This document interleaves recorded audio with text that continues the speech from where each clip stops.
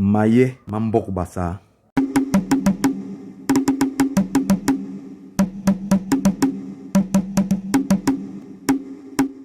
Paragraphe 112. Il leur dit: la mienne consiste à instruire. L'heureux enseignant ne touche pas la machette. Il leur dit: je vais vous montrer l'œuvre de Mbang qui vous a réunis ici aujourd'hui. Il dit: Job Mbang, montre-toi à ta famille. Il dit la même chose pour toute la réserve de Mbang. Il leur dit: votre aïeul cacha ces gens uniquement pour vous préserver de l'extermination qui viendrait, et vous ne l'avez vaincu que par l'œuvre de votre aïeul Mbang. Il leur dit: c'est vous qui avez cette terre parce que vous êtes les hommes. C'est votre aïeul qui accomplit ce travail, sachant qu'il avait beaucoup de gens qui viendraient chaque jour. Mais ce n'est pas lui qui fit ce travail. Il demanda seulement ce travail, avec l'espoir de le faire. Il ne demanda pas seulement le travail, il demanda même plus de nourriture que de travail. Il sut que la pensée de quelqu'un ne coïncide jamais avec celle de son frère. Il demanda à connaître comment répartir les choses, mais pas seulement cela. Il voulut aussi savoir les bornes des propriétés, la sortie du liard, la façon dont Mbok se séparerait de Ndjel et l'arrivée de la guerre. C'est pourquoi il garda des gens pour qu'ils fassent la guerre de Modé. C'est parce qu'ils l'ont emporté que j'ai reçu la permission de venir avec eux. Paragraphe 113. En vérité, je vous le dis, que chacun loue l'œuvre de son frère. Ngok loua Mbang pendant toute une journée pour son œuvre et lui donna la terre entière à commander. C'est pourquoi je suis venu aujourd'hui. Je m'adresse à vous au nom de mon père Mbang. Les petits-enfants de Mbok travailleront depuis le lieu dit Touk jusqu'à l'endroit où le feu brûle. Dès que vous serez près du feu, je vous autorise à rentrer et à vous emparer des contrées que vous aurez rencontrées là-bas. Vous travaillerez en pensant à rembourser les dettes. Les enfants de Ndjel ont une dette envers la famille Mbok. C'est pourquoi les enfants de Ndjel auront des histoires à cause de la discorde. Que la famille de Mbang se souvienne de l'œuvre de son aïeul.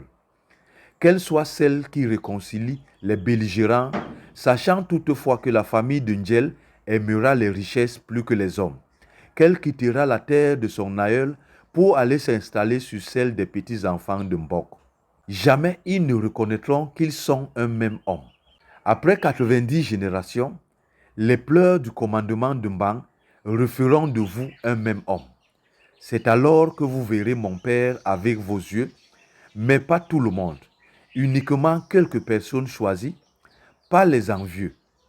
Elles resteront avec mon père, se promèneront avec lui, causeront avec lui et diront toutes sortes de choses en son nom.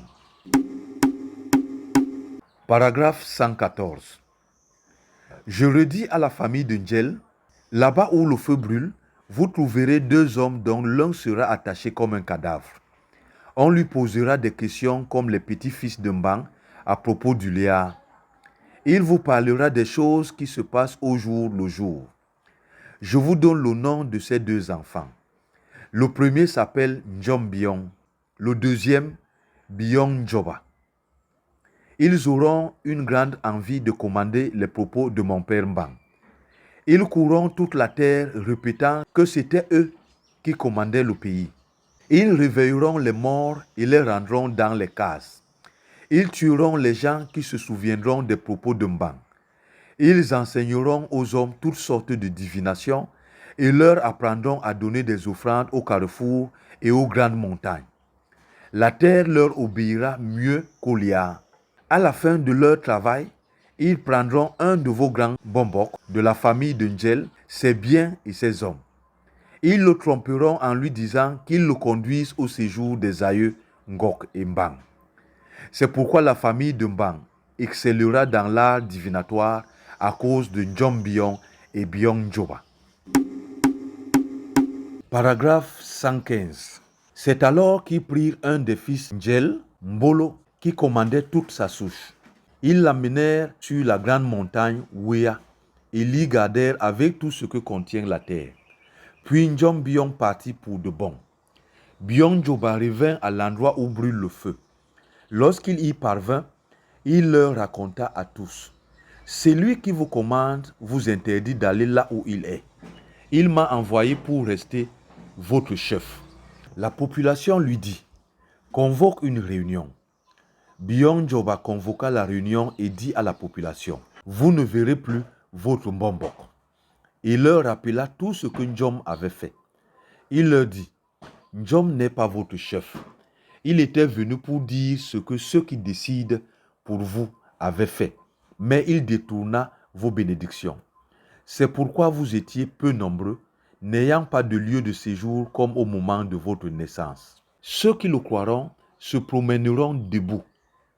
Lorsqu'il eut fini de parler, Ndjom Bion l'empoigna et les deux envinrent aux mains et luttèrent pendant toute la journée. Ndjom dit à Bion: moi je travaille, toi tu récoltes. Bion dit: le travail qu'on nous a envoyé faire, ce n'est pas ce que nous faisons. Nous nous sommes transformés en chefs tout-puissants. Allons nous justifier d'où nous sommes venus. Lorsqu'il eut dit cela, les deux prirent feu et brûlèrent de nombreuses années de telle sorte qu'ils desséchèrent les rivières de ce côté du Liard. Paragraphe 116. L'œuvre de Ndjom Bion. Ndjom Bion était l'accompagnateur des hommes. Il était sans femme.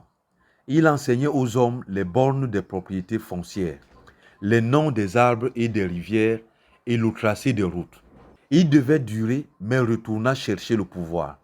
Il eut là plus de puissance que où, mais ne suivit pas son travail parce qu'il fut arrêté que l'homme qui devait accomplir l'œuvre ne devait pas sortir de la famille de Mbok ou de celle de Ndjel.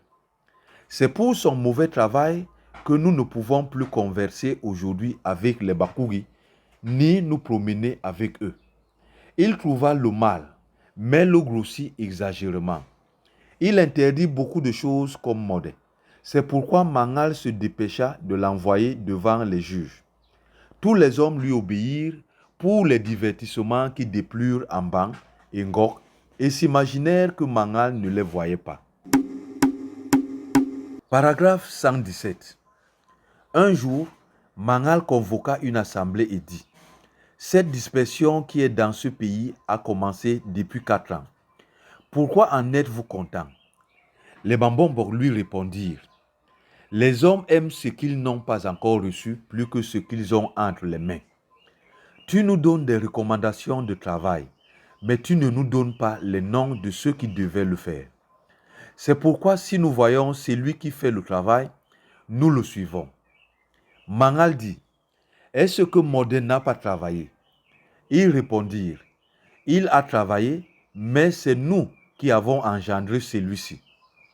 Mangal dit: qu'est-ce qui vous plaît dans ce travail de dispersion? Ils répondirent: comme nous l'avons vu marcher sur les eaux, nous l'avons loué, comme nous t'avions loué aussi lorsque tu marches dans les airs. C'est pourquoi nous croyons que nous allons apprendre à marcher sur les eaux comme lui. Mangal dit: des routes et des eaux, qu'est-ce qui est bien? Ils lui dirent: Père, nous ne savons pas. Il leur expliqua: celui qui se promène sur l'eau est l'homme des distractions. Ce n'est pas l'homme des fêtes. C'est pourquoi il ne peut pas rester avec vous. C'est pourquoi mon père n'accepta pas que je marche sur l'eau.